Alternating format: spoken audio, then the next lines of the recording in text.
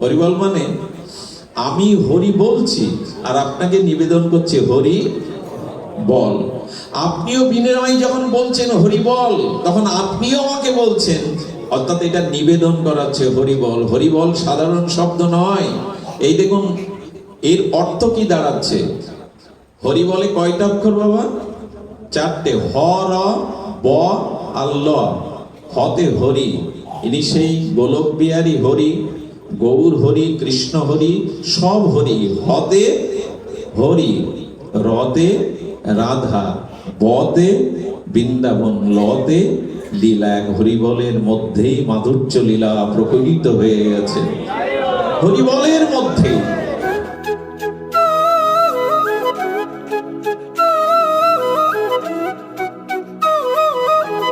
অবস্থায় কারো মধু খাওয়ার স্বাদ হয়, নিচে যার মৃত্যুময় সর্প, উপরে যার ব্যাঘ্র, যে লতাতে সে অবলম্বন করে ঝুলে আছে, সেই অবলম্বিত লতার যে বৃক্ষ অবলম্বন করেছে, বৃক্ষের শিকড় কেটে দিচ্ছে কালো ইঁদুর, সাদা ইঁদুর। মৃত্যু যার উপরে নিচে সর্বাবস্থায়, তখনও তার মধু খাওয়ার লোভ গেল না।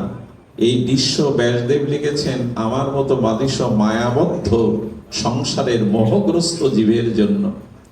আমরা এই দৌড়াচ্ছি এই সংসারে, কামনা বাসনা ভোগ পূরণে বৃত্তি প্রবৃত্তিতে দৌড়াতে দৌড়াতে মায়ের গর্ভে গিয়ে পড়লাম। পুনরায় মায়ের গর্ভে প্রবেশ করাই হলো সকল দুঃখ, সকল কর্মফলের কারণ। পুনর্জন্ম দুঃখালয়াম, পুনর্জন্মটা দুঃখেরই কারণ, কারণ না জন্মালে প্রারব্ধ ভোগ করতে হতো না। তো মাতৃগর্ভে গেলে, যখন মাতৃগর্ভ থেকে দেখলাম যে জগতে মৃত্যুরূপ কালসর্প অপেক্ষা করছে, আর এই বাঘটাই হলো সময়। সময় আমাদের গ্রাস করছে, কিন্তু জীবনের প্রতিটি ক্ষণ, প্রতিটি পল, প্রতিটি মুহূর্ত কাল আমাদের গ্রাস করছে। কালের হাত থেকে আমাদের কারো রেহাই নেই। বাঘরূপ সময় বা কাল আমাদের গ্রাস করছে। মৃত্যু সর্বদা অপেক্ষা করছে আমাকে গ্রাস করবার জন্য, কবলিত করবার জন্য। আর এই যে দুটি বৃক্ষ যাকে অবলম্বন করে এই জালটা রচনা হয়েছে, লতার জাল, এই বৃক্ষ দুটি আমাদের আয়ু বৃক্ষ। এই বৃক্ষর নিচে কালো ইঁদুরটি হলো দিন, সাদা ইঁদুরটি হলো রাত্রি, রাত্রির রং কালো। এই দুটো ইঁদুর প্রতিটি দিন, দিন রাত্রি আমাদের আয়ু শিকড় কেটে দিচ্ছে। জানি না কখন আমি মৃত্যু কবলিত হব। এই পতিত অবস্থায় দুর্দশাগ্রস্ত জীবেরও তবু কামনা বাসনা মধু খাওয়ার লোভ যায় না। এটাই হলো বিস্ময়কর, যে জগৎ আমাদের এমন মায়া মোহগ্রস্ত করেছে, এর থেকে আমরা নিষ্কৃতি পেতে পাচ্ছি না। তাই হিমালয়ের ধারে হরিদ্বারে স্রোতস্বিনী সদ্যপাতক নাশিনী গঙ্গার তীরে বসে ধৃতরাষ্ট্রের জীবনের অন্তিম সময়টায় ভগবানের ভজনের দ্বারা নিজেকে পুষ্পাঞ্জলি, আত্মবিসর্জন দিয়েছিলেন ভজনে। আমাদের কি সময় হয়নি? আমরা কি এর থেকে বেরোবার মতো আমাদের মন চেতনা তৈরি হয়নি? তৈরি হতে হবে। এই জন্য ভাগবত। ভাগবত অন্য কিছু না, এই মায়া থেকে বেরিয়ে আসার জন্য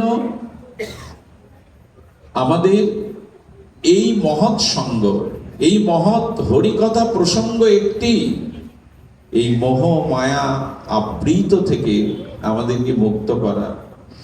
সুধীমণ্ডলী, সংসারে অতিরিক্ত কারো প্রতি মমতা আসক্তি রাখবেন না, কথাটা নোট করে নিন হৃদয়ে। সংসারে অতিরিক্ত কারো প্রতি মমতা বা আসক্তি রাখবেন না, এখানেই ফেসে যাবেন। ওই যে জালটা আপনাকে বারবার এখানে আনাবে। মমতা, কর্তব্য রাখুন, সংসারে সকলের প্রতি কর্তব্য রাখুন, কিন্তু অতিরিক্ত আসক্তি, অতিরিক্ত মমতা আমাদের বন্ধনের কারণ হয়ে দাঁড়ায়। যদি বলেন সংসার তো মায়া মমতা দিয়ে, স্নেহ দিয়ে গড়া, তো অতিরিক্ত মমতা রাখবো না কারো প্রতি, বলে একজনের প্রতি রাখুন, সেটা ভগবানের প্রতি রাখুন, ইষ্টের প্রতি রাখুন।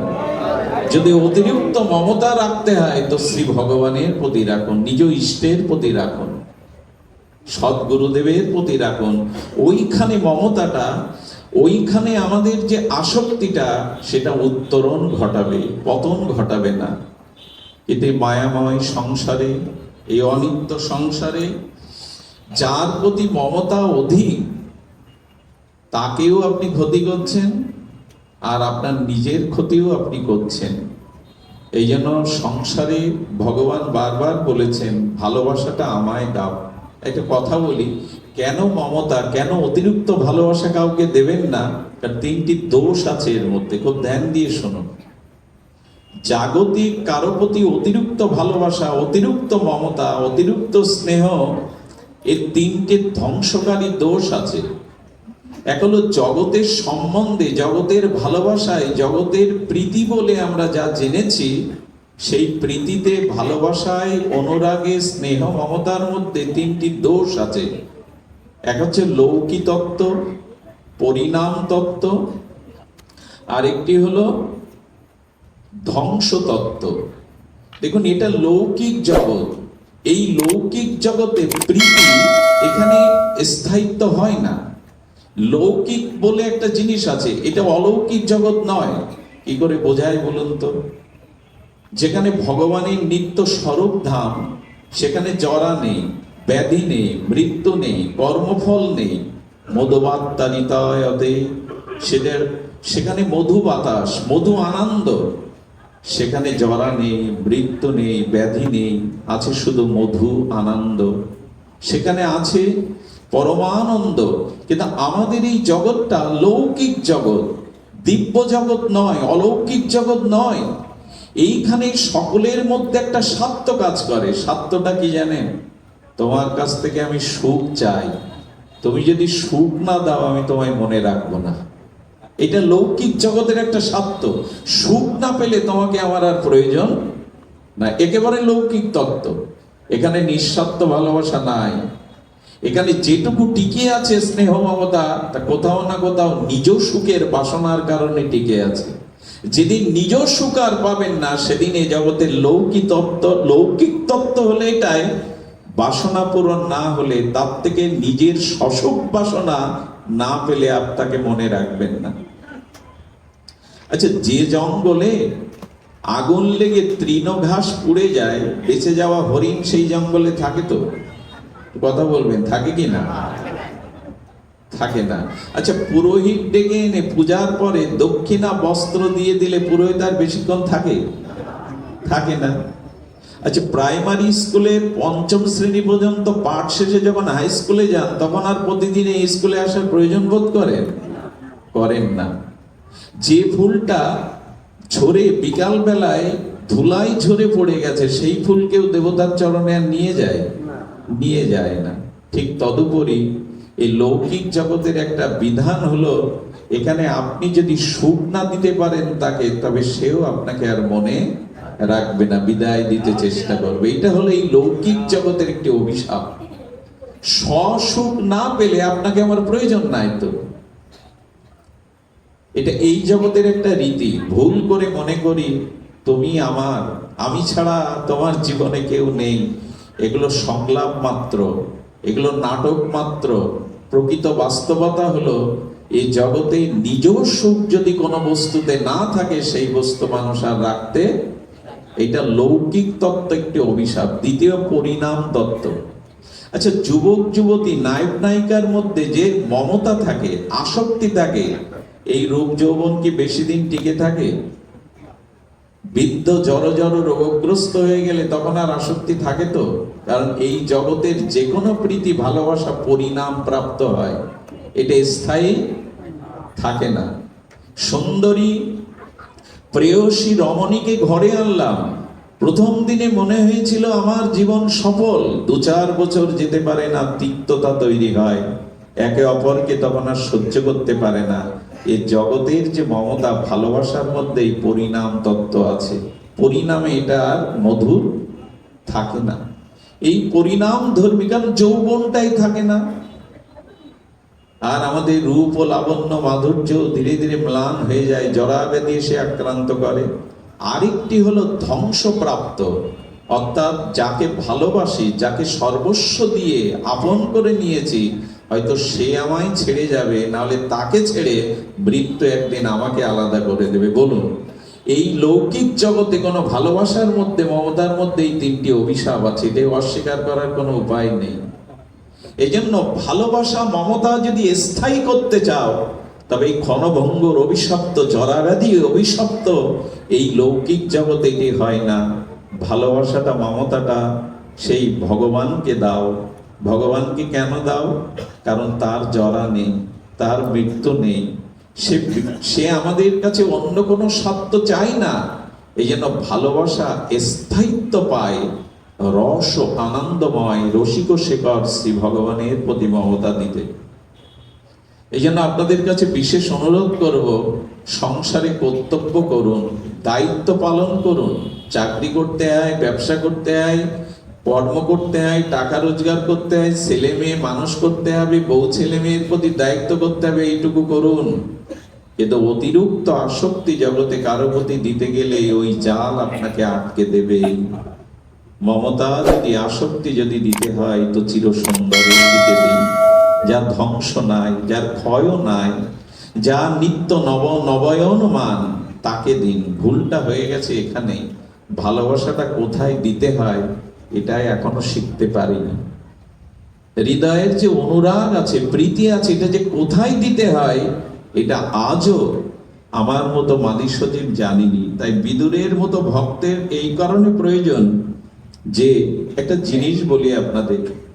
আচ্ছা, অষ্টম ক্লাসের ছাত্রছাত্রীরা, অষ্টম শ্রেণী না, মানে 8টা করে ক্লাস হয়, তো যখন 8 ক্লাসের পড়াশোনা মাস্টার দিতে থাকে, তখন ছাত্রদের কি দশা হয়? ঘন্টার দিকে নজর যায় কিনা? শেষ ক্লাস তো, ঘন্টার দিকে নজর থাকে, জলের বোতল, ব্যাগ, গ্রন্থগুলো গোছাতে থাকে কিনা? মানে থাকে কিনা? ঘন্টাটা ধ্বনি পড়ার অপেক্ষা, তারপরে মুক্তির আনন্দে ক্লাসরুম থেকে দৌড়। আমার মনে হয় কি বাবা, বসো বসো, আমার মনে হয় যখন 50 পেরিয়ে যাবে আপনার আমাদের যাদের গেছে, আমার মনে হয় ঘন্টার দিকে দৃষ্টি দিয়ে গোছানোই ভালো। মৃত্যুর তো একটা ঘন্টা আসছে, 55 বা 50 হয়ে গেল মানে আমাদের বৈদিক শাস্ত্র বলেছিলেন বানপ্রস্থের কথা, এবার গুছিয়ে নাও, ধীরে ধীরে এখান থেকে যাওয়ার প্রস্তুতি নাও। সেই প্রস্তুতিটা হলো আর আসক্তি জাগিও না। কিছু মনে নেবেন না, এখন বৃদ্ধ বিদ্যাদের জড়ো জড়ো অবস্থা। যত বৃদ্ধ হয়, যত বয়স হয়, তত সংসারে আরো বেশি আসক্তি হয়। কে এলো, কে গেল, কে কি বাজার থেকে আনলো, এই দেখার খুব প্রয়োজন এখন। আমাকে এক শাশুড়ি বলছেন, আর পারি না, বৌমার অত্যাচারে, তার এই নিদারুণ নিষ্ঠুরতায়, বাবা আমি আর পাচ্ছি না, কোনো মন্ত্র বলতে পারো, উপায় বলতে পারো? বললাম, বুড়িমা যদি শান্তি চাও তো সংসার তো আর ত্যাগ করলে না, তবে চোখ বন্ধ করো। এই যে বৌমা কি খেলো, কে কাকে দিল, কে ঘরে আসলো, ছেলে বৌমার হাতে কি দিল, এটা দেখা বন্ধ করো, তাহলে শান্তি পাবে। যত বৃদ্ধ হই আমরা, তত বেশি সংসারের প্রতি আরো আমাদের মোহ জন্মায়। কেন? তোমার সময় এসেছে। আরে পাশের বাড়ি যেতে গেলেও মানুষ প্রস্তুতি নেয়। এক দেশ থেকে দেশান্তরে যেতে গেলে পাসপোর্ট, ভিসা, কত কি প্রস্তুতি। তোমার ডাক আসছে, তুমি প্রস্তুতি নেবে না? আমরা আঁকড়ে ধরতে চাই। আমি দেখেছি অনেক মনুষ্য, মৃতপ্রায় মানুষের পাশে গিয়ে দেখেছি, বড় খোকা তুই কোথায়, মেজ খোকা তুই কোথায়, হ্যাঁ, স্ত্রীকে বলে, ওগো তুমি কোথায়, তোমাকে দেখছি না কেন। আর এই বলতে বলতে বিছানা বালিশ আঁকড়ে ধরে মরল। কারণ আঁকড়ে ধরার অভ্যাস সারা জীবন করেছে। ওই সময় যদি কাউকে না দেখে, তার ইষ্ট গোবিন্দকে দেখে, বিছানা বালিশ আঁকড়ে না ধরে হাতটা উপরে তুলতো, হে গোবিন্দ নাও, হে প্রভু নাও, এই অভ্যাস তো সে করেনি।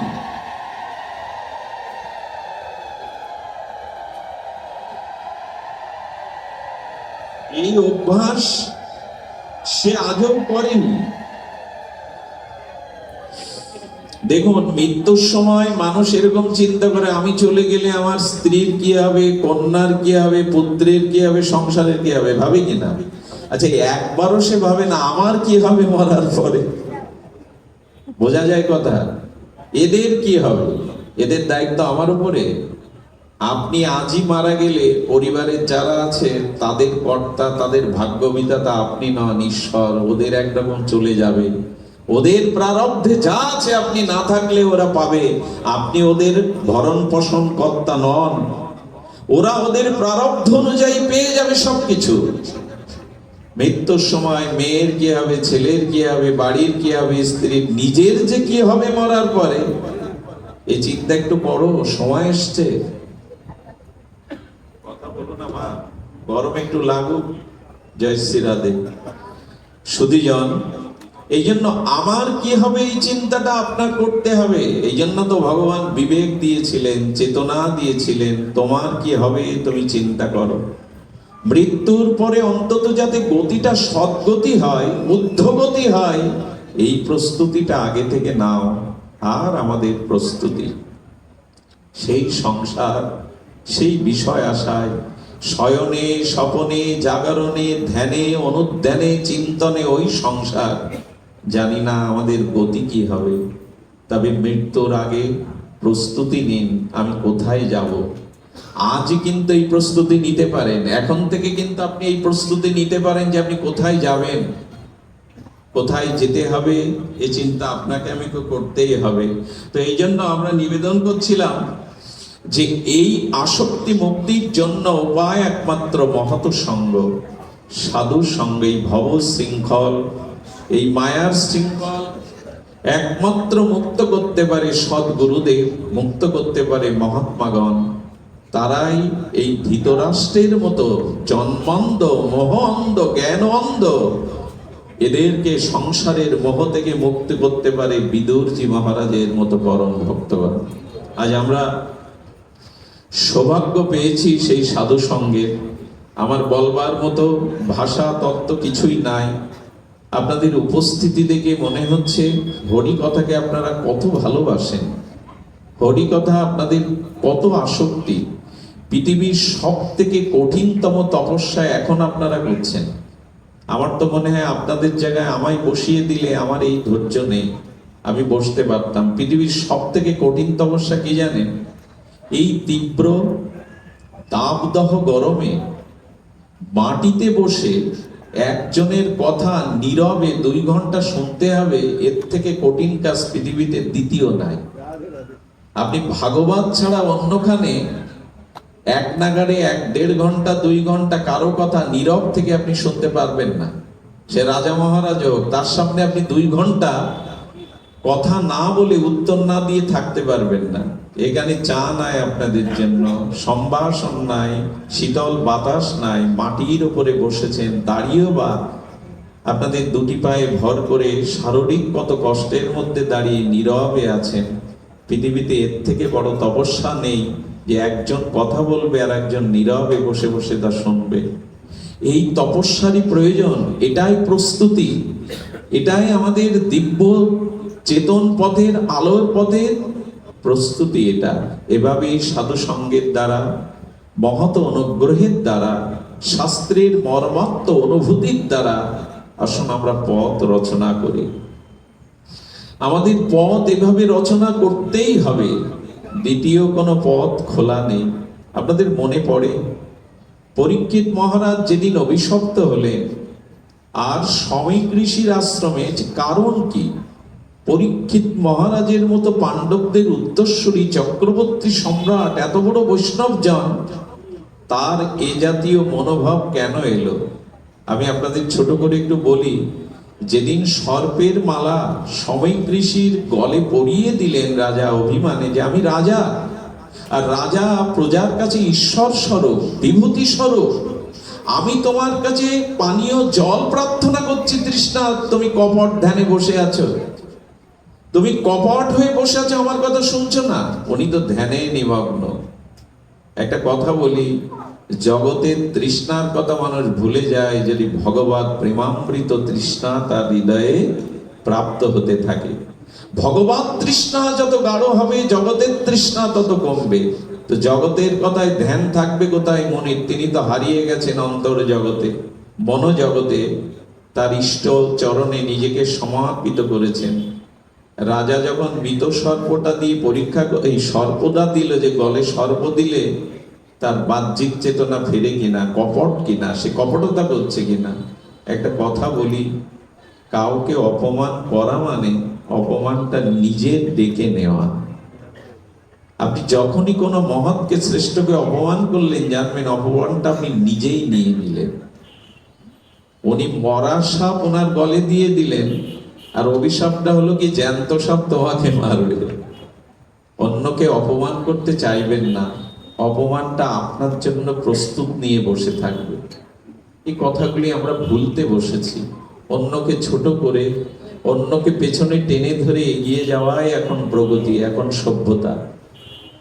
কিন্তু না, অন্যের দুপোটা চোখের জলের জন্য আপনি কারণ হন, আপনাকে ওর থেকে শতকোটি গুণ চোখের জল দিয়ে তা শোধ দিতে হবে। এরই নাম জগৎ। কাউকে কাঁদাবেন না। নিরপরাধ কাউকে কাঁদালে কিন্তু কোটি জন্ম আপনাকে। আমার একটা কথা খুব মনে পড়ে, কাঁদানোর কথাটা। যেদিন পরতত্ত্ব অখণ্ড অদ্বয় ভগবান শ্রীকৃষ্ণ বংশ নিধন করে দেবকী বসুদেবকে কারাগারে শৃঙ্খল মুক্ত করতে গিয়েছিলেন, সেদিন দেবকী কৃষ্ণের কাছে একটা প্রশ্ন করে বসেছিল, তুমি ভগবান আমি জানি, তুমি চতুর্ভুজ নারায়ণ রূপে দীপ্ত জ্যোতিপুঞ্জ রূপে আবির্ভূত হয়েছিল এই কারাগারে, আমি জানি, কিন্তু একটা উত্তর দাও তো। উত্তর না দিয়ে আমি তোমার প্রণাম নেব না। প্রশ্নটা হলো, তোমার মতো ভগবানকে আমি গর্ভে ধারণ করেছি, কিন্তু তোমার মতো ভগবানকে পুত্ররূপে পেয়েও কেন তোমার মুখে মা ডাক শুনতে পাইনি? আমার বুকের স্তনের দুগ্ধ খলিত হয়ে পড়ে গেছে, বুকের বসন ভিজে গেছে, তোমার মুখে দিতে পারেনি। বলতে পারো কোন অপরাধ? ভগবানকেও পেয়ে যার মুখে মা ডাক, বাৎসল্য প্রেম পাইনি আমি, আমার বুকের দুগ্ধ ঝরে গেছে কারাগারে, বসন ভিজে গেছে, তোমার বদনে তুলে দিতে পারিনি। এই প্রশ্নের উত্তর আগে দাও কৃষ্ণ। ভগবান তখন বলছেন, মা আমার দিকে পুনরায় তাকিয়ে দেখো। যেই দেবকী তাকালেন, দেখলেন ওখানে পরতত্ত্ব ভগবান শ্রীকৃষ্ণ নয়, রাম মূর্তি ধনুর্ধারী। মনে পড়ে মা, ত্রেতা যুগে যখন কৈকেয়ী রূপে তুমি আমাকে বনবাসে পাঠাও, কৌশল্যা তোমার চরণে পড়ে বহু অনুনয় করেছিল চোখের জলে, কৈকেয়ী রে আমি তোর দাসী হয়ে থাকবো, কিন্তু রামের মা বলা ডাক হতে তুই আমায় বঞ্চিত করিস না। সেদিন কৌশল্যার চোখের জল, মাতৃত্বের ব্যথা তোমার হৃদয়কে বিগলিত করেনি। মনে পড়ে মা, কৌশল্যাকে কাঁদিয়েছিলে, এই জন্য এই জন্মে তোমাকে কাঁদতে হচ্ছে। অন্যের চোখের জলের কারণ হবেন না, এটা বহুগুণ ফিরে আসবে। এই জন্য উনি মৃত সাপ তুলে দিলেন সমীক ঋষির গলে, অভিশাপ এলো ওনাকে জ্যান্ত সাপ এসে, তক্ষক এসে। অপমানটা তুলে রাখা হয়। আর সব থেকে বড় কথা, কোনো মহৎকে শ্রেষ্ঠকে কখনো অবজ্ঞা করবেন না। এখন এই কথা বলার আর স্থান কোথায়? সবখানেই এটা ঘটছে। পরিবারে বৃদ্ধ পিতামাতাকে কে মান্যতা দেয়? সমাজের শিক্ষককে, শ্রেষ্ঠজনকে, মহৎজনকে আজকে কারা মানতে চায়? যাদের ত্যাগ আছে, তিতিক্ষা আছে, যাতে এই সমাজ চেতনা, যাদের পরিশ্রম আছে, আমরা সেই মহৎকে এখন মানতে চাই না। আর এটাই হয়েছে অভিশাপের, ধ্বংসের মূল কারণ। কোন মহৎকে জগতে আর কিছু করুন, অনেক পাপ না, পাপ স্খলন হয়ে যায় হরিনামের দ্বারা, ভগবত ভজনের দ্বারা পাপ দূর হতে খুব বিলম্ব হয় না। কিন্তু মহৎকে যদি অবজ্ঞা করেন, এটার ভার কিন্তু আপনি বইতে পারবেন না। আপনার আয়ু নষ্ট হবে, শ্রী নষ্ট হবে, ইহকাল পরকালের মঙ্গল নষ্ট হবে, ধর্ম নষ্ট হবে, যদি কোনো মহৎকে আপনি অবজ্ঞা করেন। আমার আশ্চর্য হতে হয়, বাবা মা 10-20টা টাকা চাইলে অনেক সন্তান দিতে চায় না, অথচ সাধু দেখলে, মন্দিরে গেলে 100 টাকা প্রণামী দেয়। এর মানে আমি বুঝলাম না। পিতা মাতা, জন্মদাতা, তাদের হাতে কিছু দাও।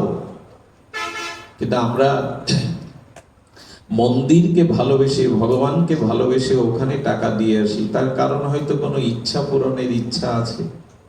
ভগবানকে কি 100 টাকা দিয়ে সন্তুষ্ট করা যায়? কিন্তু পিতার হাতে 100টা টাকা দিলে না, সে তার প্রয়োজনীয় কিছু প্রয়োজনের জন্য তৃপ্তি পেত, আত্মতৃপ্তি পেত। মহৎকে অবজ্ঞা করবেন না, একটা অনুরোধ করে যায় আজকের এই ভাগবতে। কোনো শ্রেষ্ঠজনকে অবজ্ঞা করবেন না। পরীক্ষিত মহারাজের মতো চক্রবর্তী সম্বর, পাণ্ডবদের উত্তরসূরি, গর্বে যাকেই ভগবান ব্রহ্মাস্ত্র থেকে রক্ষা করলেন, তিনি সাধারণ না। কিন্তু এই মহৎ অবজ্ঞা করলো মানে অভিশাপটা নিতে হলো। ভাগবত কোনো সাধারণ গ্রন্থ না, ভাগবত দার্শনিক আচার্য গ্রন্থ। ভাগবতটা কেমন জানেন? ভাগবতটা আমি গতদিন বলেছিলাম সার, সর্ব বেদান্ত সার, অমল পুরাণ ভাগবত। 2 মণ দুগ্ধ দিয়ে মন্দিরে প্রদীপ জ্বালাতে পারবেন না, কিন্তু 5 কেজি দুগ্ধ থেকে ঘৃত তৈরি করে প্রদীপ জ্বালাতে পারবেন। ভাগবত হলো সার, ভাগবত হলেন সারাৎ সার। এই জন্য ভাগবত কোনো গল্প নয়, কাহিনী নয়, এগুলো জীবনের চরমতম দার্শনিক তত্ত্ব। পরীক্ষিত মহারাজ এই অপমানের তার জীবনে ফিরে এলো এই অভিশাপ। এই অভিশাপ ফিরে আসলো। আচ্ছা, পরীক্ষিত মহারাজের এ জাতীয় মৃগয়া করবার, শিকার করবার দুর্বুদ্ধি কোথা থেকে এলো? আমি আপনাদের একটু অনুরোধ করব। আপনারা জানেন পরীক্ষিত মহারাজ ভগবান অপ্রকট হওয়ার পরে কলির প্রবেশ শুনেছিলেন, যে কলি প্রবেশ করেছে। এই কলি প্রবেশের দুঃসংবাদটি শুনে মহারাজ পরীক্ষিত বেরিয়েছিলেন যে আমার রাজ্যে আমি কলিকে স্থান দেব না, এই অখণ্ড ভূমিতে আমি কলিকে স্থান দেব না। পরীক্ষিত মহারাজ বেরিয়েছিলেন, কিন্তু কি বলবো, পথে বেরিয়ে কিছু দূর এসে দেখলেন যে একজন গাভী মাকে পদাঘাত করছে, গাভী মাকে পা দিয়ে পদাঘাত করছে। এই দৃশ্য ভালো লাগার কথা নয়। দ্বিতীয় দেখছেন বৃষভ, বৃষভ মানে ষাঁড়, সেই বৃষভের 3টা পা নেই, জরাজীর্ণ, তাকেও বেত্রাঘাত করছে। আর ইনি সেই বিভৎস কাল কবলিত কলি। এই কলিকে হত্যার জন্য এই দৃশ্য দেখে যখন পরীক্ষিত মহারাজ অস্ত্র বের করলেন, কলি এসে বললেন, মহারাজ চরণে হাত দিয়ে প্রণাম করে বলছেন, কালকে মারা যায় না, কালকে হত্যা করা যায় না, কালকে কখনো বিনাশ করা যায় না। এই যে চরণে হাত দিলেন, এই স্পর্শ দোষ বলে একটা দোষ আছে।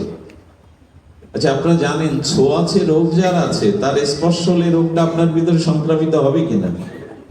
তো তেমন কিছু মনে নেবেন না, যাদের অন্তরে অনেক দুর্বাসনা কামনা আছে, আর যাদের চিত্তে কামনা বাসনার পুতিময় দুর্গন্ধ আছে, এদের ছোঁয়া যত না নিতে পারেন ভালো। এই জন্য অনেক সাধুজন সকলের প্রণাম নিতে চান না, তার কারণ ওটা সংক্রামিত হয়। অনেক বাসনা প্রবৃত্তিময়, কামময়, বাসনাময়, কুপ্রবৃত্তিময়, তাদের স্পর্শ দোষে ওটা প্রবেশ করে। এই যে কলি স্পর্শ করলো, পরীক্ষিত মহারাজের ভিতরে ওই চিন্তা প্রবেশ করলো। এবং সত্যি কালকে আটকানো যাবে না। আচ্ছা, বর্ষা বসন্তকে আপনি অস্ত্র দিয়ে আটকাতে পারবেন? কালকে আটকানো যায়? সময়কে অস্ত্র দিয়ে কাটা যায়? যায় না। আপনাদের জ্ঞাত কথা তবু বলছি। যখন বললেন আপনি রাজা, আমাকে আশ্রয় দিন, আপনারা জানেন যে কলি তিনি আশ্রয় চেয়েছিলেন, এবং চক্রবর্তী সম্রাট হিসাবে, রাজা হিসাবে তিনি 4টে জায়গা তাকে স্থান দিয়েছিলেন, যে 4টে জায়গায় প্রচলন ছিল না তার রাজ্যে। আপনারা সবাই জানেন। আর সারা পৃথিবীর স্খলন পতনের সেই 4টি জায়গা আজ ব্যাপ্তি হয়ে আছে। উনি প্রথমেই বলেছিলেন 4টি জায়গা কোনটা? যেখানে হিংসা আছে, অর্থাৎ যেখানে হত্যা, হিংসা, প্রাণী বধ এগুলি আছে, এই হিংস্র জায়গায় কলির অবস্থান। দ্বিতীয়তে সুরাপানে। আমি জানি না আপনাদের অঞ্চলের কি অবস্থা, তবে আজ পশ্চিম বাংলা ডুবে গেছে। পৃথিবীতে পাপের মধ্যে সব থেকে বড় পাপ ধরা হয়েছে সুরাপানকে, মদ্যপানকে। আমি জানি না আমাদের বৈদিক সনাতন সর্বপ্রাচীন, সর্বসভ্যতার আলোকবর্তিকা, সুপ্রাচীন এই ধর্ম, আজ পূজা পার্বণেও আমরা মদ খেতে শিখেছি। এটা কোথার, মানে কি কালচারটাই আমরা আনতে গেছি। মা দুর্গা পূজা, শারদীয় দুর্গা পূজায় মাকে আহ্বান করে 4 দিন মাকে পূজা করে যেদিন মাকে বিসর্জন দিতে যাব, সেদিন মদ খেয়ে নাচতে হবে। কোথায় আছে এটা? কলি বলেছিলেন সুরার মধ্যে জায়গা দাও। এই মাতৃপূজার নাম করে আজ কি বলবো, আজকে নবমীর প্যান্ডেলে বসে অমেদ্য খাদ্য খাচ্ছে। এ দৃশ্যও পশ্চিমবাংলায় দেখা যায়, প্যান্ডেলেই বসে। কোথায় আছে এটা শাস্ত্রে? বলা হয়েছে গঙ্গায় পাপী স্নান করলে পাপ দৌড়ায়, কিন্তু গঙ্গা বলেছিলেন যেদিন মদিরা পাত্র আমার বুকে কেউ বিসর্জন দেয়, সেদিন আমি নিজেকে অপবিত্র জ্ঞান করি। পৃথিবীর সব থেকে পশুত্বকে জাগিয়ে দেয় সুরা। তাই সন্তানদের কাছে অনুরোধ করব, যুবকদের কাছে, পিতামাতা অভিভাবকদের কাছে, এই ড্রাগ থেকে, নেশা থেকে সন্তানকে বাঁচান। বিশ্ববিদ্যালয়ে পড়িয়েও আজ মানসিক রোগগ্রস্ত হয়ে যাচ্ছে, মেরুদণ্ড সোজা করে দাঁড়াতে পারছে না এই ড্রাগের জন্য। কলি বলেছিলেন হিংসার জায়গায়, প্রাণীবধ করা জায়গায় এবং যেখানে সুরা পান সেখানেই জায়গা দাও। আজকে বিস্তার লাভ করেছে সারা জায়গায়, সারা বিশ্বে বিস্তার লাভ করেছে। এটাকে আইনগতভাবে, কি বলবো আপনাদের, আইনগতভাবে স্বীকৃতি দেওয়া হচ্ছে। আমি একবার বেহালায় যাই, কলকাতায় চৌরাস্তা বেহালায়, গাড়ি নিয়ে গিয়ে দেখি পুরো লাইনে রোড ব্লক করা। তার কারণ কি? মদের দোকানের লাইন। এবং পুজোর সময় কোটি কোটি টাকা, পুজোর মতো উপাসনার জায়গায় ওই সময় মদ সেল হয় বেশি। আমি জানি না ওই হাওয়া আমাদের দেশেও লাগতে শুরু করেছে। সতর্ক থাকুন। এই ড্রাগ এটা পৃথিবীকেই গ্রাস করে নিবে। তৃতীয়টা বলেছিলেন জুয়া। আমি শুনেছি, অনলাইন, আমি অনভিজ্ঞ, অনলাইনে জুয়ার দ্বারা অনেকে আত্মহত্যা করতে বাধ্য হচ্ছেন। 18 লাখ টাকা ব্যয় করে আমার গ্রামের পাশে ছেলেকে পুলিশের চাকরি করিয়ে দেয় ঋণগ্রস্ত, সুদ নিয়ে। সেই পুলিশ ছেলে অনলাইনে জুয়া খেলতে গিয়ে ভিটে বাড়ি বিক্রি করার শূন্যতা, কলঙ্ক না নিতে পেরে বাবা গলায় দড়ি দিয়ে মারা যায়। এগুলি থেকে ভাগবতে, চেতনায়, আধ্যাত্মিকতায়, যে সম্প্রদায় আপনার ভালো লাগে, যে উপাসনা আপনার ভালো লাগে, যে গুরুতত্ত্ব আপনার ভালো লাগে, একটাকে জড়িয়ে ধরুন, নাহলে উপায় নাই। পারিবারিক ভাবে যদি ধর্মচর্চা শুরু না করেন, আগামী প্রজন্মকে পথ দেখাতে পারবেন। এরা মুখ থুবড়ে পড়েছে, আরো পড়বে। আজ এখানে কোনো যুবক নাই, কোনো যুবতী নাই যারা সমাজকে গড়বে। তারা কোথায় এখন? তারা জালে আটকে গেছে, নেট রূপ জালে, এখানে নাই তারা। এই জন্য অনুরোধ করব, পারিবারিক ভাবে, শুধু মন্দিরে আরতি, পূজা, ধর্ম অনুষ্ঠান নয়, পারিবারিক ভাবে চেতনাটা দিন, আধ্যাত্মিকতা। তা না হলে এই জুয়ায় শেষ করে দেবে। চতুর্থ জায়গা চেয়েছিলেন পরীক্ষিত মহারাজের কাছে, পরস্ত্রীতে আসক্তি। বলাই বাহুল্য, আজকে আমাদের সামনে কোনো ভালো সাহিত্য নেই। আমি জানি না আপনাদের ইন্ডিয়ান চ্যানেলগুলো এখানে চলে কিনা। এক একটি সিরিয়ালে এক একটি পুরুষের, এক একটি নারীর সম্পর্ক 2-3 জনের সাথে আজকে দেখানো হচ্ছে। এটা সাহিত্য হতে পারে? এটি কি বঙ্কিম শরৎ সাহিত্যের অনুকরণ, রবীন্দ্রনাথের, নজরুলের সাহিত্য? এটা আমাদের কি দেখানো হচ্ছে, কি শেখানো হচ্ছে? যে সম্পর্ক বহু থেকে বহুতর করা যায়। আরে রামচন্দ্রকে গুরুদেব বশিষ্ঠ বলছেন, হে রাম, সীতা এখন বনবাসে, যজ্ঞ করতে গেলে সীতাকে ফিরিয়ে আনতে হবে। সীতা এখন ফিরবে না, তুমি দ্বিতীয় বিয়ে করো, স্ত্রীকে, সহধর্মীকে বামে না বসিয়ে যজ্ঞ করা। গুরুদেব বশিষ্ঠ বলছেন, রাম বলছেন, হে গুরুদেব, সীতা ব্যতীত জগতের প্রত্যেকটি নারীকে আমি মাতৃজ্ঞান করি, মাকে তো বিবাহ করা যায় না। এক পত্নী ধরো, সীতাকে ছাড়া যে কোনো নারীকে আমি মাতৃজ্ঞান করি। আরে রাবণ বধের দিনে, যেদিন রাবণ ভূমিতে মৃত শয্যায় শায়িত মন্দাদরী এসেছিলেন স্বামীকে দেখতে, এসেছিলেন রঘুপতি রামচন্দ্রকে এক পলক দেখতে। আসতে গিয়ে আমাদের মন্দাদরীর চরণের ছায়াটা রামের গায়ে পড়ে। যেই মন্দাদরীর ছায়াটা পড়েছে রামের গায়ে, রঘুপতি মর্যাদা পুরুষোত্তম অবদত্ত মস্তকের প্রণাম করে বললেন, মা, আপনার ছায়া আমার অঙ্গে পড়েছে, পারলে ক্ষমা করে দিন। মন্দাদরী বলেছিল, এই না হলে ভগবান, যার স্বামী তার স্ত্রীকে হরণ করেছে, আর সেই হরণ করা দুঃশাসনের আর রাবণের স্ত্রীকে মা বলে ছায়া পড়লেও যে প্রণাম করতে পারে সে ভগবান নয় তো কি? ইনি মর্যাদা পুরুষোত্তম। রাম বলেছিলেন আমার পক্ষে অন্য নারীকে স্ত্রী রূপে দেখা সম্ভব নয়। বলেছিলেন দেখো তোমার পিতা 3টা বিবাহ করেছে, দশরথ, তুমি অযোধ্যার যুবরাজ, তোমার পক্ষে বহু বিবাহ তখন প্রচলন ছিল। বললেন পিতার বিচার করার ক্ষমতা আমার নাই, পুত্রের পিতার কর্তব্য বিচার করার ক্ষমতা নাই।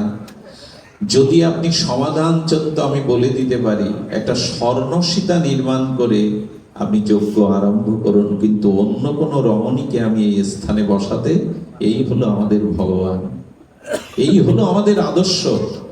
আমাদের কর্ণাটকে একসময় ব্রিটিশ আমলে একজন পরম পরাক্রমশালী বীর ছিলেন। সেই বীরের মাধুর্যে, তার বীর্যে, তার শৌচে, তার পরাক্রমে পুরো কর্ণাটক তাকে সম্মান জানাতো। দীর্ঘদেহী, তেজময়, দীপ্তময় পুরুষ, আদর্শের একটা প্রতীক তিনি। একটা রমণী তার শ্বেত শুভ্র ঘোড়াকে আঁকড়ে দিয়ে বলছেন আমার একটা অনুরোধ রাখতে হবে, আমার একটা প্রস্তাব আছে। বললেন আমি চাই তোমার মতো একটি সন্তান আমার গর্ভে আসুক, এই জন্য আমি তোমাকে স্বামী রূপে চাই। উনি অকৃতদার, বিবাহ করেননি। বললেন আপনার কথা আমি প্রাসাদে গিয়ে শুনবো, আসুন। প্রাসাদে গিয়ে তাকে আসনে বসিয়ে পায়ে প্রণাম করে বলছেন আমাকে বিয়ে করে আমার মতো সন্তান গর্ভে ধারণ করবেন কি? আজ থেকে আমি আপনার পুত্র সারা জীবনের মতো। বিবাহ করেননি উনি। এই আদর্শ কোথায়? এই জন্য অনুরোধ করব, এই যে একটা জাল জড়িয়ে যাচ্ছে, সমাজ ব্যবস্থা এমন জায়গায় চলে যাচ্ছে, এর থেকে বাঁচুন। এই জন্য বলেছিলেন পরস্ত্রীতে, জুয়াতে এবং মদ্যপানে এবং যেখানে প্রাণীবদের হিংসা আদি হয়, এইখানে কলির অবস্থান। আরেকটি অবস্থানের কথা বলেছিলেন, অঢেল ধনসম্পদ যাদের আছে, অঢেল ঐশ্বর্য যাদের আছে, আর ওই ঐশ্বর্য ধনসম্পদ যদি মঙ্গলময় কাজে, সমাজের সৎ বা কল্যাণ কাজে, ভগবত কাজে না লাগে, তবে এই অর্থ একদিন তাকে কাল কবলিত কলিতেই ফেলে দেবে। এই জন্য অর্থ যেমন অনর্থ, অর্থ যেমন পরমার্থ, দুটোই আছে অর্থের মধ্যে, শুধু দিক নির্ণয় করা দরকার। কথাগুলি এই কারণে বললাম, সমাজকে বাঁচাতে গেলে, আমাদের অস্তিত্বকে বাঁচাতে গেলে, বৈদিক সনাতন আদর্শ বুকে নিয়ে জীবনটাকে অত্যান্তিক মঙ্গলময় করতে গেলে এই জিনিসগুলি থেকে দূরে থাকার কথাই বলি, সতর্ক করেছিলেন। কিন্তু আমি জানি না, পাহাড়ে মাটির ঢেলা ছুড়লে যে অবস্থা হয়, ঢেলাটাই গুঁড়ো হয়ে পড়ে যায়, পাথরের কিছু হয় না, পাহাড়ের কিছু হয় না। আজ হয়তো ক্ষুদ্র মাদিস আমার কথাও তদ্রূপ, কারো কাজে হয়তো আসবে না, তবে এই কথাগুলো বলতেই হবে। এই কথাগুলো ভাগবত দর্শন জানিয়েছে, এর থেকে বাঁচো। সেই কলি কাল কবলিত হয়ে প্রশ্নও করেছিলেন পরাজয় পরীক্ষিত, হে বৃষভ, হে বৃষভটা 3 পা নিয়ে 1 পায়ে কেন দাঁড়িয়ে আছেন? বলেছিলেন কলিতে এটাই ঘটবে। দেখুন, ধর্মের 4টি পদ, ধর্ম দাঁড়িয়ে থাকে 4টে স্তম্ভের মধ্যে। একটি হলো সত্য, দ্বিতীয়টা হলো সত্য, শৌচ, দান, আরেকটি হলো তপ। সত্য, তপ, শৌচ, দানম, এই 4টি হলো ধর্মের অঙ্গ। ধর্ম পোশাকে প্রতিফলিত হয় না পুরোপুরি। ধর্ম মালা তিলক পোশাকে নির্ণয় হয় না, পোশাকটা প্রয়োজন। পোশাকটা যে প্রয়োজন, মালা তিলক প্রয়োজন নয় এমন নয়, কিন্তু বাস্তবিক ধর্ম এই 4টির উপরে দাঁড়িয়ে আছে। সত্য যদি থাকে তো ধর্ম দাঁড়িয়ে আছে। আজ এটার বড় অভাব। সত্য থেকে আমরা অনেক সত্যাং বদ ধর্মং চর, এটাই ছিল বেদের মন্ত্র, সত্যকে আঁকড়ে ধরো। আচ্ছা, সত্য কাকে বলে? অপরের হিতের কল্যাণে যতটুকু দেখেছি, যতটুকু অনুভব করেছি, প্রীতি বা ভীতির দ্বারা প্রভাবিত না হয়ে কায় মন বাক্যের দ্বারা ততটুকু প্রকাশের নাম সত্য। আবার বলি, যতটুকু দেখেছি, যতটুকু অনুভব করেছি, ততটুকু স্নেহ বা ভয়ে অতি আসক্ত করে, কম বেশি না করে, কায় মনোবাক্যের দ্বারা, মন যা বলবে, বাক্য যা বলবে, সেই কায় মনোবাক্যের দ্বারা ততটুকু অপরের হিতের জন্য প্রকাশ করার নামই সত্য।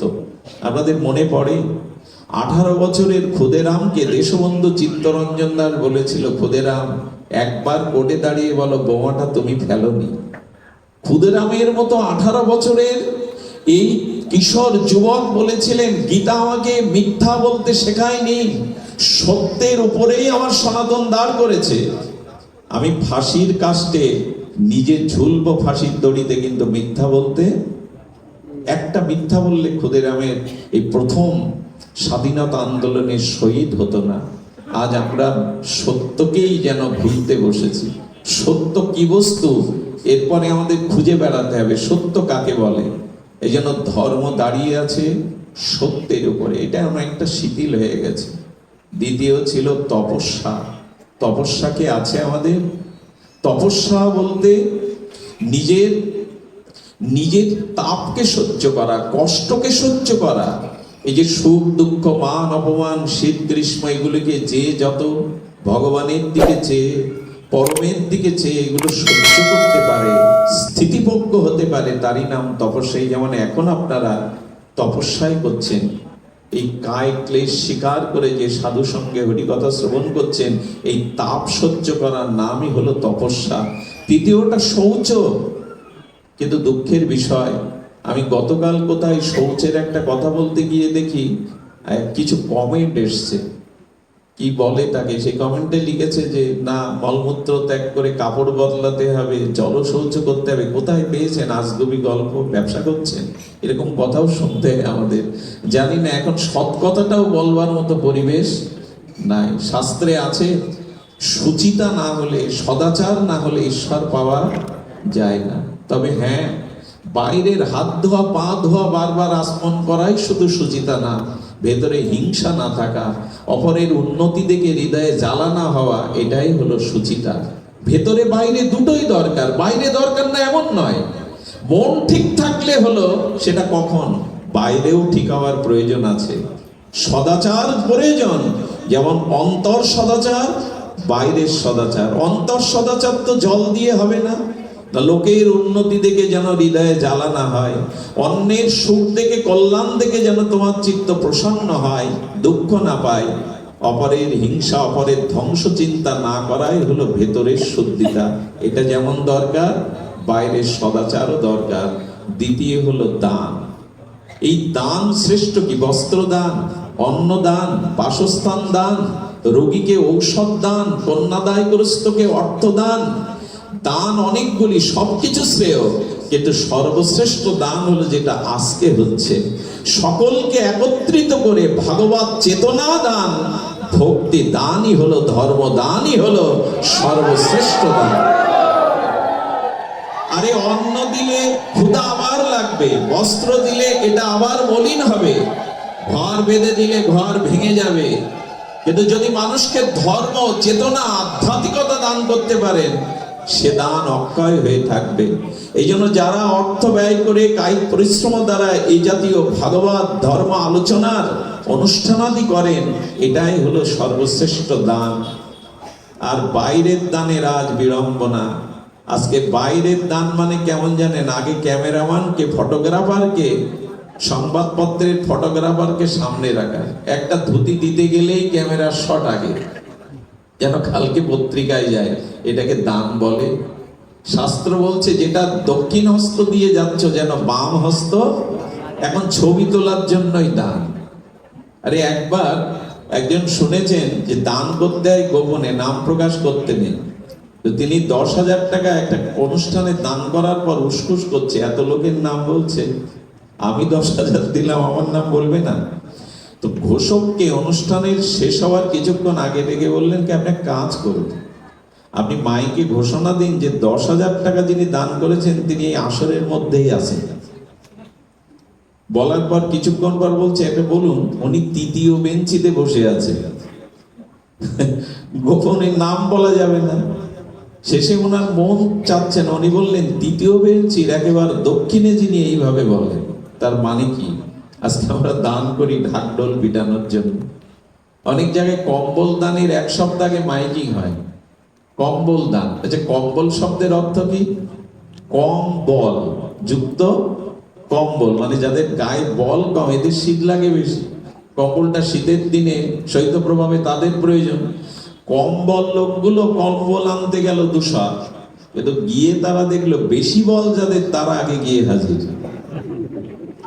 যাদের গায়ে বল বেশি তারা গিয়ে হাজির। আর পরিস্থিতি কি হয় জানেন? ঢাকঢোল পিটানোর কারণে ওই বেশি বলের চাপে কম বলের লোকগুলো পায়ে পিষ্ট হয়ে অনেক জায়গায় মারাও যায়। এই হলো কলিযুগে দানের দুরবস্থা, অনেক জায়গায় ঘটে এটা। এই জন্য দয়া করে যেটুকু করবেন ঢাকঢোল পিটাবেন না। দান করলে যত গোপন করতে পারেন ততই মঙ্গল। দানের মধ্যে শ্রেষ্ঠ এইটি। সব কিছু কেমন ভেঙে চুরে টর্নেডো ঝড়ের মতো সব ওলট পালট হয়ে গেছে। ধর্মের সেতুটা যেন ভেঙে গেছে। আর এপার ওপার গতাগতির জন্য যে সেতুটা ছিল, প্রবল টর্নেডো ঝড়ে সেতু ভেঙে গেছে। আর ধর্মের সেতুটাও ভেঙে গেছে। না আছে সত্য, না আছে শৌচতা, না আছে তপস্যা, না আছে দান। বাইরে শুধু বিজ্ঞাপনের হয়ে গেছে সবকিছু। যার পেছনে যত লোক, যার বিজ্ঞাপন যত বেশি, তার মহিমাকেই আমরা বেশি করে দেখি। এরকম নয়। তো এই দুরবস্থা থেকে মহারাজ পরীক্ষিত খুব কষ্ট পেয়েছিলেন। কষ্ট পাওয়ার পরেই তার জীবনে এই ভাব এসে যায়, এটাও অসৎসঙ্গ। জরাসন্ধর মুকুট পরেছিলেন উনি। এই জন্য আগেই বলেছি, স্পর্শ দোষ, অন্ন দোষ, সঙ্গ দোষ, এই দোষগুলোকে উপেক্ষা করা যাবে না। এই জন্য আমি যেটা বলতে চেয়েছিলাম, এই কাল কবলিত কলির হাত থেকে বাঁচবার এখন উপায়টি বলে আপনাদের আর অত্যাচার যন্ত্রণা দেব না। অনেক কষ্ট পাচ্ছেন আপনারা, এভাবে একটা দাহের মধ্যে বসে অনেক কষ্ট হচ্ছে। তারপরেও আমি আপনাদের বলবো, এর হাত থেকে মুক্তির উপায়, কল্যাণের উপায় আমরা একটু ভক্ত চরিত্র দিয়ে আস্বাদন করব। খুব মনে পড়ছে কেন জানি না করমিতি বায়ের কথা। আমাদের রাজস্থানের মধ্যে জয়পুরে করমিতি বাই বলে, আর জয়পুরের রাজার কাছে একজন রাজ পণ্ডিত থাকতেন, পরশুরাম পণ্ডিত। এই পরশুরাম পণ্ডিতের একমাত্র কন্যা, নাম রাখা হলো ওই দেশের করমিতি। নামটি স্মরণে রাখবেন। এই করমিতি ছোটবেলা থেকে রাজ পণ্ডিতের ঘরে জন্মতো। পণ্ডিতের কাছে অনেক সাধু সন্ত মহাজন আসতো।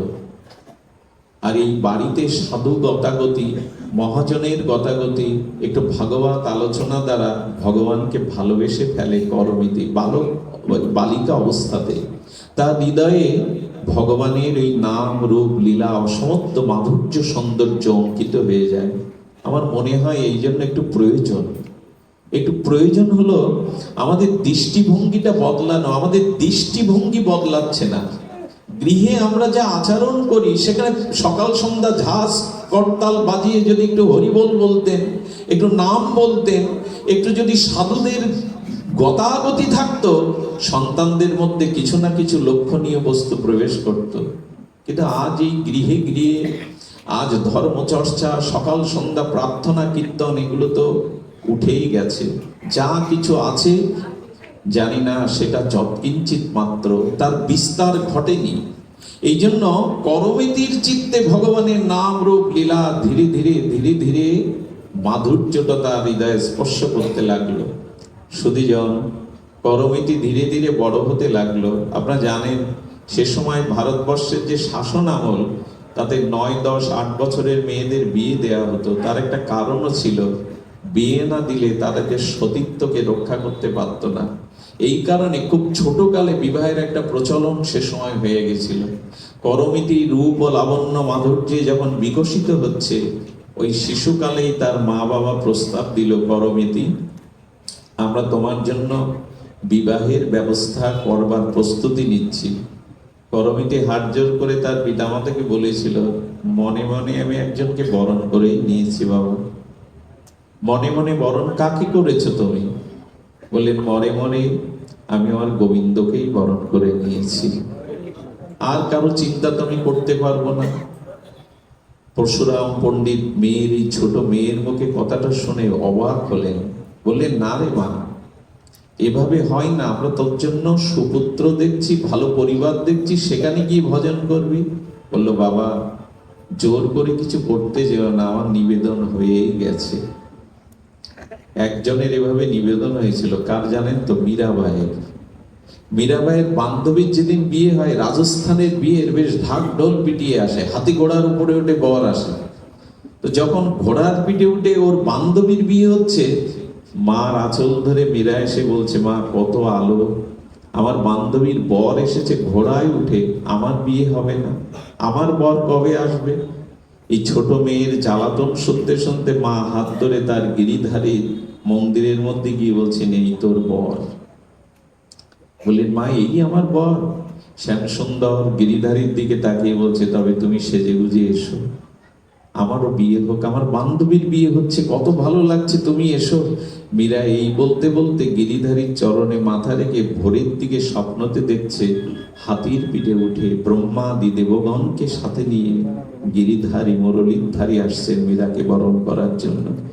সেদিন মীরার মালা বদল হলো, সিঁদুর দান হলো। মীরা স্বপ্নেতে বিয়ের পরে উঠেই হাতে শাখা সিঁদুর পরে নিলেন, গিরিধারীর বামে দাঁড়ালেন। মা অবাক বিস্ময়ে দেখছেন তার মীরা শাখা সিঁদুর পরে দাঁড়িয়েছে গিরিধারী। বলে, কি রে?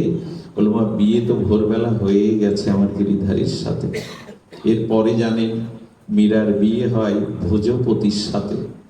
এই ভোজপতির সাথে যখন বিবাহ হয়, একটা অদ্ভুত ঘটনা, মন দিয়ে শুনুন, নিশ্চয় হৃদয় স্পর্শ করবে। ফুলশয্যার রাত্রে, বাসর রাত্রে ভোজপতি মীরার স্বামী যখন মীরাকে স্পর্শ করতে যায়, তখন হাত জোর করে বলেছিল, আমি অন্য কারো স্ত্রী, এ দেহটা অন্য কারো, আমাকে স্পর্শ করবেন না। আমার মনে হয় মীরার থেকে ধন্যবাদ দিতে হয় তার স্বামী ভোজপতি। এ কথা শুনেই তিনি, আচ্ছা চিন্তা করতে পারেন, একে তো যুবরাজ, তারপরে যুবক, তারপরে অপরূপ সুন্দরী। মীরা ছিলেন অপরূপ সুন্দরী, তার জ্যোতিতে ছড়িয়ে পড়তো চারিদিকে। উনি তো জোর করতেও পারতেন, কিন্তু সাধারণ ছিলেন না। তিনি বলেছিলেন, আমি প্রতিজ্ঞা করছি, আজ থেকে আমি তোমার অঙ্গে স্পর্শ কোনোদিন করবো না, তবে একটা অনুমতি চাই। আমি তো যুবরাজ, বাইরে থাকতে গেলে সমালোচনা হবে, তুমি ঘরে থাকো, সিংহ দুয়ার দিয়ে আমি বারান্দায় পড়ে থাকবো, দাবি করবো না তোমায় কোনোদিন। এরকম পাওয়া যায় তো? বলেন, গিরিধারীকেই আমি প্রতিরূপে করেছি। সারা রাত জেগে মীরা সঙ্গীত শোনাতো, গিরিধারীর সাথে তার অন্তরের অনুভব প্রেম আলাপ করত। আর এই ভক্তের পাশে থাকতে থাকতে, এই ভক্তের লীলা কথা সঙ্গীত শুনতে শুনতে ভোজরাজের মধ্যেও ভক্তি সংক্রামিত হয়েছিল। গিরিরাজ এত গিরিধারী এত সুন্দর, মুরলীধারী এত সুন্দর, ওই যে বাতাস লাগছে মীরার বাতাস, তাতে ভোজপতিরও চিত্ত আক্রান্ত হয়ে গেল। সতী গুণবতী সাধিকা স্ত্রী থাকলে না, সেই পরিবারের স্বামীর মধ্যে কোনো না কোনো সময় ভক্তি সঞ্চারিত হবেই। তো মীরাকে কখনো সে বাধা দেয়নি। একদিন দেখছে হোলির দিনে মীরা হোলি খেলতে খেলতে মানুষে শ্যামসুন্দরকে, হোলি খেলতে খেলতে শ্যামসুন্দর অন্তর্ধান হয়ে গেছে গোপীদের নিয়ে। মীরা বিছানা থেকে উঠে ওই লীলা স্মরণ করতে করতে ব্যাকুল হয়ে জানলার ধারে গিয়ে দেখছে আকাশ মার্গে তার শ্যামসুন্দর আসছে গোপীদের নিয়ে, আর বলছেন, এসো মীরা, হোলি খেলায় যোগদান করো। মীরা মানুষে আকাশ নেত্রে ছবির মতো গিরিধারী দেখতে গিয়ে ঝাঁপ দিতে গেছে।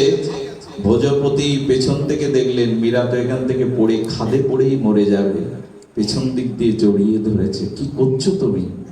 এখান থেকে পড়লেই তো খাদে মারা যাবে। মীরার চেতনা ফিরে এলো, কিন্তু ভোজপতি অন্তর দগ্ধীভূত লাগলো, আমি প্রতিজ্ঞা করেছিলাম তোমাকে স্পর্শ, কিন্তু তাকে বাঁচানোর জন্য স্পর্শ করেছে।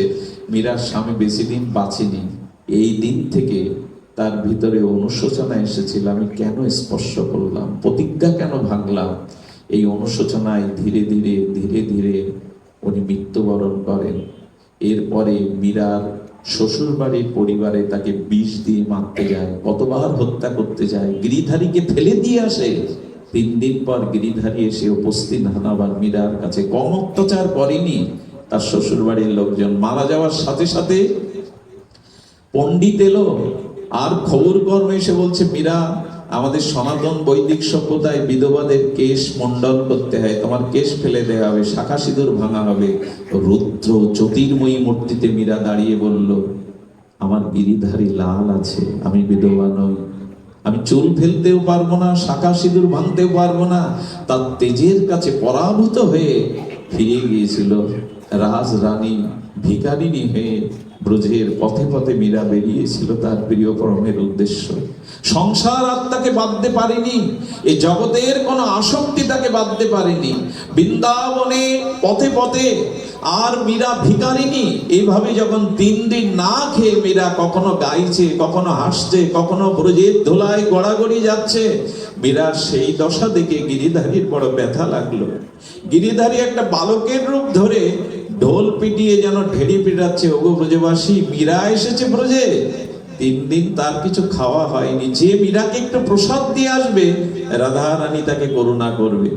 প্রসাদ এনে বৃক্ষের তলায় মীরার জন্য যখন পসারা সাজিয়েছে, মীরা বললেন, কে তোমাদের বললো যে আমি 3 দিন খাইনি? বলে, জানো এক বালক যেন আমাদের নগরে নগরে ঢেড়ি পিটিয়ে এলো, মীরা এসেছে, মীরা এসেছে, 3 দিন খাইনি। বুঝতে পারলেন আমি যাকে খুঁজতে পেরেছি সে আমার পেছনে আজও আছে, সে আমায় স্মরণ করছে। এরপরে মীরা বহু ক্রন্দনে ব্যথায় বিরহ ভোগ করতে করতে একদিন আদেশ পেলেন, মীরা তুমি আমাকে মনে প্রাণে চেয়েছো, আমি তোমাকে স্ত্রী রূপেই সম্মান দেব, তুমি দ্বারকায় এসো। কারণ বৃন্দাবন গোপীদের জায়গা, রাধারানীর জায়গা। দ্বারকায় আমি দ্বারকাধীশ, সেখানে রুক্মিণী সত্যভামার সাথে সাথে তোমার স্থান দেব। দ্বারকার মন্দিরে গিয়ে দ্বারকাধীশের দিকে তাকিয়ে বলছেন, আর কতকাল রাখবে আমায়? নাও না তোমার নিত্য লীলাতে, তোমার নিত্য প্রেমময় সান্নিধ্যে আমাকে নিয়ে নাও। মীরা দুবাহু বাড়িয়ে চোখের জলে এই নিবেদন যখন করলেন, আপনাদের কি বলবো, দ্বারকাধীশ ভগবান মীরাকে দেহের মধ্যে আত্মসাৎ করে নিয়েছিলেন। মীরার কাপড়ের অংশটা গোবিন্দের মুখে পাওয়া গিয়েছিল, কোনো গল্প নয়। এমন করে অনেক সাধক লীন হয়ে গেছে পরম ব্রহ্ম পরম সুন্দরের সাথে, কারণ একাত্মা হয়ে গেছিল মীরা, সবকিছু নিয়ে নিয়েছিল। এই মীরার ধারাটা পেয়েছিল করমিতি। করমিতি মন প্রাণ ভগবানকে দিয়েছে, কিন্তু রাজ পণ্ডিত ভাবলো এটা মেয়ের আবেগ, মেয়ের আবেগ শোনা ঠিক নয়, তাকে পাত্রস্থ করা উচিত। নির্ধারণ হলো তার পাত্র। বিয়ের দিন যত এগিয়ে আসতে লাগলো, তীব্র বৈরাগ্যের অনাল জ্বলতে লাগলো করমিতির। আমার মনে হয় যাদের ভিতরে একবারে জেগে গেছে তাদেরই সংসার বাঁধতে পারে না। সংসার থেকে ভাব উদয় হওয়া ভালো, কিন্তু কেউ কেউ আছে জাল ছিঁড়ে বেরিয়ে যায়। দেখবেন জাল ফেললে পুকুরে না, কিছু মাছ আছে এত বুদ্ধিমান, তারা আগে থেকেই লাভ দিয়ে জালে ধরা পড়ে না। তো করমিতি সন্ধ্যার আধার থেকেই বেরিয়ে পড়লো ব্রজের উদ্দেশ্যে। শুনুন মন দিয়ে, ব্রজের উদ্দেশ্যে যেতে যেতে যখন ভোরের আলোতে প্রকাশ হয়ে গেল করমিতি সংসার ত্যাগ করে চলে গেছে, সঙ্গে সঙ্গে পরশুরাম পণ্ডিত রাজার কাছে গিয়ে বলল, একটু সেনা পাঠান, আমার করমিতি একমাত্র সুলক্ষণা কন্যা, তাকে ছাড়া বাঁচব না। রাজা যখন চারিদিকে সেনাদি পাঠালেন, করমিতি এক মরুর বুকে গিয়ে কি দেখলো জানেন? এখানে কোনো গ্রাম নেই, লোকাবার কোনো জায়গা নেই, কিন্তু ভগবান তো একটা উপায় করবে। একটা উট মরে পড়েছিল, আর সেই উটের পেটটা খেতে খেতে সিগাল কুকুর, শপথ সঙ্গল প্রাণী খেতে খেতে ওর মধ্যে একটা মানুষ আস্ত বসে থাকতে পারে, উটের পেটটা, আর ওখানে পোকা, কি দুর্গন্ধ! এটা আপনি আমি তার কাছে যেতে পারবো না, কিন্তু ওর মধ্যেই ঢুকলো করমিতি। 3টে দিন ওর মধ্যে ছিল। বলতে পারেন ওই দুর্গন্ধে পোকামাকড়ে কি করেছিল? আচ্ছা, শ্রীলাল কুকুর ওকে খায়নি, বলেন ওর মধ্যে থেকে করমিতি কি করেছিল জানেন? ভগবানের নাম জপ করতেছিল। নামের এমন মহিমা আছে না, নাম যদি হৃদয় থেকে উচ্চারিত হয়, নাম নিতে নিতে নাম নিতে নিতে নামই নামের মধ্যে প্রকাশ হতে হতে তার দেহটা এত চিন্ময় হয়ে যায়, বাইরের কোনো অশুদ্ধতা তার কাছে আর পৌঁছাতে পারে না। আরে হরি নামে বিষ অমৃত হয়, অশুদ্ধতা শুদ্ধ আসে। আমি কি বলবো আপনাদের, নাম নিতে নিতে নিতে ওই মরা পচা দুর্গন্ধ পোকামাকড় শ্রীগাল কুকুর ওকেও ছিঁড়ে খায়নি, কারণ নামময় মূর্তিতে ওর মধ্যে বসে আছে। আমি আপনাদের বলবো, কিছু কিছু সাধুর পাশে যাবেন, তারা স্নান হয়তো করেনি 2-10 দিন, ওই একটা কাপড় কীর্তন করতে করতে ধুলায় মাখানো, কিন্তু তাদের পাশে গিয়ে দেখবেন একটা দিব্য গন্ধ আসে, পবিত্র গন্ধ। আমরা সাবান মেখে, স্নান করে, পারফিউম মেখে, কত সেন্ট বডি স্প্রে করার পরেও দুর্গন্ধ যায় না। তার কারণ কি জানেন? ভক্তি তো নাই, ভজন তো নাই, ভেতরে বাইরে শুদ্ধতা আসে না। আচ্ছা, লোহাকে অধিকক্ষণ আগুনের মধ্যে রাখলে লোহার মধ্যে আগুন প্রবেশ করবে কিনা? এবং যারা নিত্য নিরন্তর হরিনাম করতে থাকে শুদ্ধ হৃদয়ে, হরিনাম তার ভেতরে বাইরে এত শুদ্ধ করে দেয় যে মহাপ্রভু কীর্তন করতে করতে যে ঘামটা আসতো, ওই ঘামে এসে মৌমাছি বসতো, ভ্রমর বসতো। এক ভক্ত একদিন ওইটা জিভে দিয়ে দেখে খাঁটি টাটকা মধুর মতো মিষ্টি, ভেতরটা এতটা শুদ্ধ হয়ে যায় হরিনামে। শুধু আমরা এটা লক্ষ্য করলাম না। পরশ পাথরে ছোঁয়ালে যদি লোহা সোনা হয়ে যায়, একটা পাথরের যদি এই গুণ থাকে, তো যিনি হরিনাম পরশ পাথর হৃদয়ে সর্বদা ছোঁয়াচ্ছেন, তার হৃদয় কি হয়ে যায়? পরিশুদ্ধ হয়ে গেছে, এই জন্য গন্ধটা পাইনি। আপনি আমি তো এখানে বসতেই পারবো না। আরেকটা জিনিস বলি, যত ভজন করবেন তত দেহ মন শুদ্ধ হতে থাকবে। তাদের জ্যোতির দিকে তাকালে আসরিক মানুষেরও হৃদয়ে শুদ্ধতা কাজ করবে। এই জ্যোতিটা সাধকদের থাকে, দেখবেন যারা সাধক না তাদের দিকে তাকিয়ে দেখবে, যারা নিত্য নিরন্তর ভগবানের দিব্য নামকে, ভক্তিকে, যারা হৃদয়ে, সরলতাকে হৃদয়ে, তাদের একটা আলাদা জ্যোতি থাকে। এই জ্যোতির সামনে অশুদ্ধ আসরিক ভাবাপন্ন মানুষ গিয়েও সে আসরিক শক্তি প্রকাশ করতে পারে না, কিছুটা নত হয়। এটাই তো সাধুদের, সাধকদের তেজ, যে তাদের ভজন জ্যোতিতে এটা হয়ে যায়। দেখতে পেল না, 3 দিন সেনারা না পেয়ে চলে গেল। আরে আমাদের ঋষভদেবের কথা ভাগবতে আছে। ঋষভদেব ভগবানেরই এক অবতার। তার এত সুনাম ছড়িয়ে পড়লো, তার কাছে রোগ সারাতে পুত্রহীন পুত্রের জন্য যেতে যেতে এত ভিড় লেগে গেল। ঋষভদেব বললেন, এই তালে তো আমার ভজনই হবে না। উনি কি করলেন জানেন? ভজনকে সুরক্ষা করবার জন্য উনি ওখানে মলমূত্র ত্যাগ যেখানে করতেন, ওর পাশে বসে থাকতেন, যাতে এখানে কেউ এটা না দেখে আসে। কিন্তু একদিন লক্ষ্য করা গেল, ভগবান ঋষভদেব ভজন করতে করতে এত শুদ্ধ হয়েছেন যে তার মলমূত্রের গন্ধটা 2-1 কিলোমিটারের মধ্যে শুদ্ধ গন্ধে রূপান্তরিত হয়েছে। এ হয়তো আপনাদের কাছে গল্প লাগবে, গল্প নয়। যাদের চিত্ত শুদ্ধি হয় না, যাদের শরীরটা চিন্ময় হয়ে যায় ভজন করতে করতে, তাদের মধ্যে এই বিশেষ গুণাবলীগুলো প্রকাশ হয়। নামে হয় নাকি? সিদ্ধ গৌর কিশোর দাস বাবাজি নবদ্বীপে ভিড় ঠেকাবার জন্য ইট কাঠ ঝোপঝাড় লতাপাতার মধ্যে বসে কয়েক মাস নাম করেছিলেন। ওনার দেহ রক্ষা করার পরে ওনার এক শিষ্য ওখানে নাম করতে বসে থাকে, ইট থেকে, কাঠ থেকে, লতা থেকে হরিবোল হরিবোল শব্দ ভেসে আসছে, ওর মধ্যে থেকেই শব্দ ভেসে আসছে। আরে আমাদের তারক সরকারের, গুরুচাঁদ হরিচাঁদের আদরের দুলাল তারক সরকার কবি গানের জন্য ঢাকাতে গেছে, আর ওনার সাথে যারা থাকে তাদের মধ্যে একদিন ময়না পাখি কিনেছে একজন। কেন জানেন? গুরুচাঁদের কাছে এটা দিয়ে আসবে বলে। ময়নাকেও হরিবল বলাবে। ময়না পাখিটা কিনে এনে তার অবশ সরলা বোনের কাছে বলেছে, একটা হাড়ির মধ্যে রেখে দে, 2 ভাই বোন কালকে গিয়ে গুরুচাঁদের চরণে পাখিটা দিয়ে আসবো। এই সরল বালিকাটি বুঝতে পারেনি, হাড়ির ওপরে সরা দিয়েই ঢাকা দিয়ে দিয়েছে। পাখি আর বাঁচে? সকালে উঠে যখন 2 ভাই বোন হরিচাঁদ গুরুচাঁদের কাছে আসবেন পাখিটা দিতে, দেখলো পাখিটা মরা, হাউমাউ করে কাঁদছে।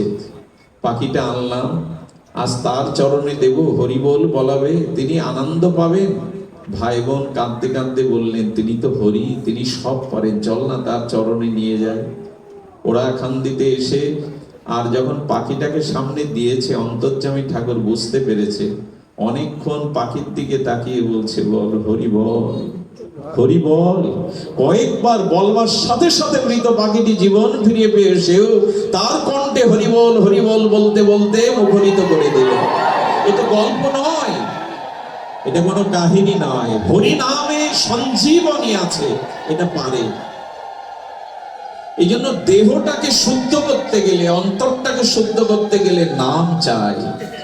এটা ছাড়া আমরা পারবো না। নিত্য নিরন্তর ভগবানের নাম নিন।